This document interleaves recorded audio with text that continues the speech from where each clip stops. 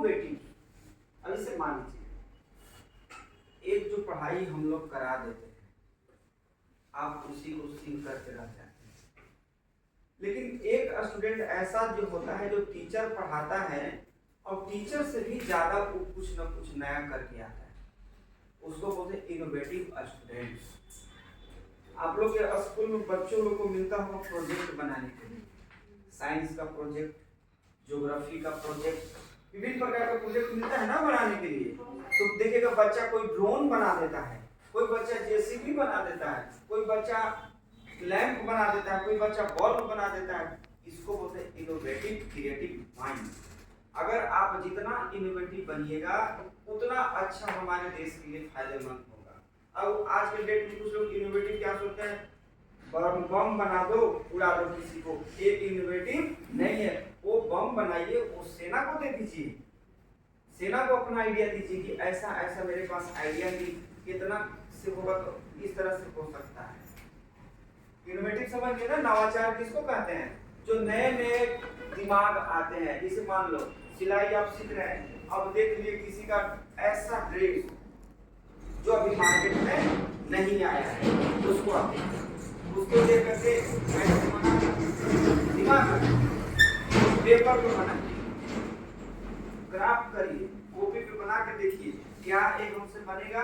उसको फोटो खींच लीजिए जिस ड्रेस को आप देखे हो और बना करके मिलाओ, लगता है कि मिल रहा है। एक बार नहीं मिला, दूसरा बार मिलेगा, तीसरा बार तो मिल जाएगा।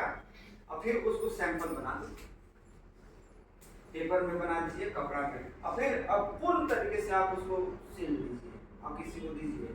कहेंगे इसको क्रिएटिव माइंड्स, इनोवेटिव बनना पड़ेगा आप लोगों को।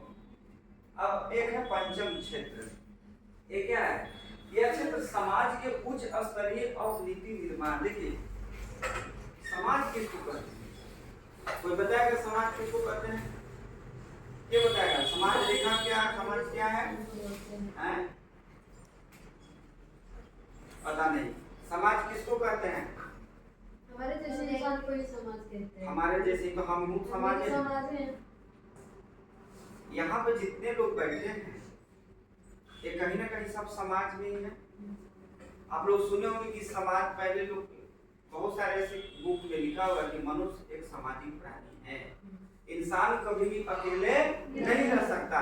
लेकिन मॉडर्निटी जैसे जैसे आज के जमाना आया और वेस्टर्नाइज सिविलाइजेशन हम पे प्रभावी हुआ तो हम कहीं ना कहीं अकेले हो गए। कैसे अकेले हो गए, आपके पास मोबाइल है, एक कमरा में कैद हो गए, top top top top top tip रहे हो, तो आपका सामाजिक ज्ञान नहीं हुआ। आज के बच्चे इतना क्रोधित क्यों होते हैं, आज के बच्चे इतना झगड़ालू क्यों हो जाते हैं, आज के बच्चा अपने गार्जियन को इरिटेट इतना क्यों करता है, क्योंकि उसको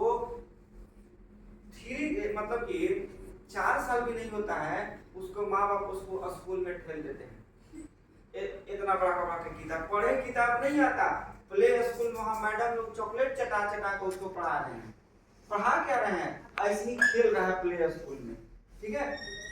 अब बताओ उस बच्चा को उस समय किताब में आप ढाल दोगे कौन सा किताब का, लेकिन वो नहीं पहचानेगा कि ये मेरे दादाजी, ये मेरे पिताजी, ये मेरे चाचा, ये मेरे दीदी, ये मेरा पूरा समाज। वो क्या कहेगा, ओ मम्मी, ओ मॉम इधर आओ।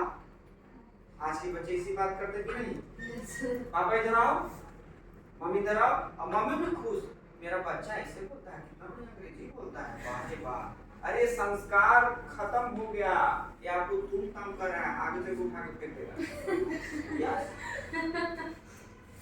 तो कम से कम बच्चों के पढ़ने की उम्र होती है कब, 5 साल। हम लोग क्या करते हैं, 3 साल की उम्र से उसका डालना शुरू कर देते हैं प्ले में, गोदी पर सुतल नहीं से बच्चा माँ ही लेके जा रहे हैं पढ़ लेंगे, आप उसका जीवन छीन लें, सामाजिक चीजें उसको बच्चों के साथ खेलने तो शारीरिक विकास होगा। पहले 5 साल के बच्चों को शारीरिक विकास, पहले शरीर का विकास हो जाए, खेले कूद एक दूसरे को जाने, तब उस बच्चे को स्कूल में डाला। यही कारण है बचपना छीन जाना, तो बचपना किताब में छीना जा रहा है। इसलिए आजकल कितना विकास कहाँ है, केवल ज्ञान का विकास है, समाज का विकास नीचे की ओर जा रहा है। इसलिए देखो समाज में कितनी बुराइयां हैं।